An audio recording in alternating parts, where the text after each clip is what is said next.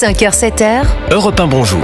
Dans 5 minutes, la revue de presse de Christophe Bordet. D'abord, votre revue de presse internationale. Nous sommes d'abord aux États-Unis ce matin. Bonjour Rémi Amalvi. Bonjour. Vous êtes à Washington pour Europe 1. Rémi, de quoi parlent les journaux américains? Du procès de P. Diddy qui a commencé cette semaine. Le célèbre producteur de musique est accusé d'avoir forcé pendant 20 ans plusieurs femmes à coucher avec d'autres hommes. Au centre de l'affaire, la chanteuse Cassie, ex-petite amie du rappeur.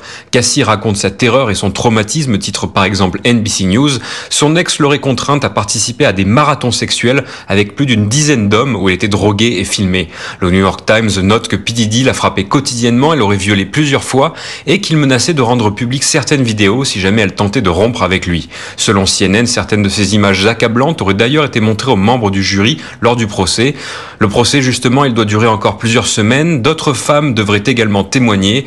De son côté, P. Diddy risque la prison à vie. Nous sommes maintenant en Grèce. Clémentine Athanasiadis, vous êtes à Athènes pour Europe 1. De quoi est-il question dans la presse grecque? Eh bien, de la liberté de la presse dans le pays. On a touché le fond, réagit le journal de gauche EFSIN après la publication d'un rapport de Human Rights Watch. Le quotidien Yavi livre les détails de l'enquête menée par l'ONG, journalistes confrontés à la surveillance de l'État, au harcèlement et à l'intimidation de la part d'acteurs pro-gouvernementaux, mais aussi à des poursuites judiciaires abusives. Lorsque toute critique est étouffée, l'autocensure devient la norme, reprend le journal EFSIN.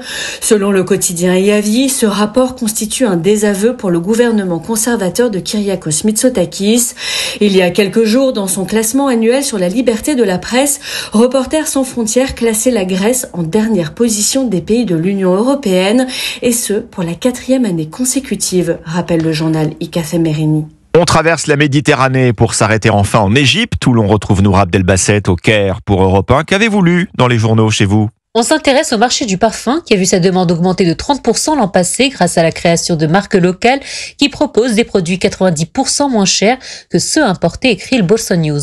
Selon un rapport du ministère du Commerce et de l'Industrie, la taille du marché des parfums aurait atteint 7,16 millions d'euros en 2024 et prévoit d'atteindre les 10 millions d'euros d'ici 2029. Mais comme le rappelle El Orbor, il s'agit d'une pratique ancestrale dont la symbolique est grande.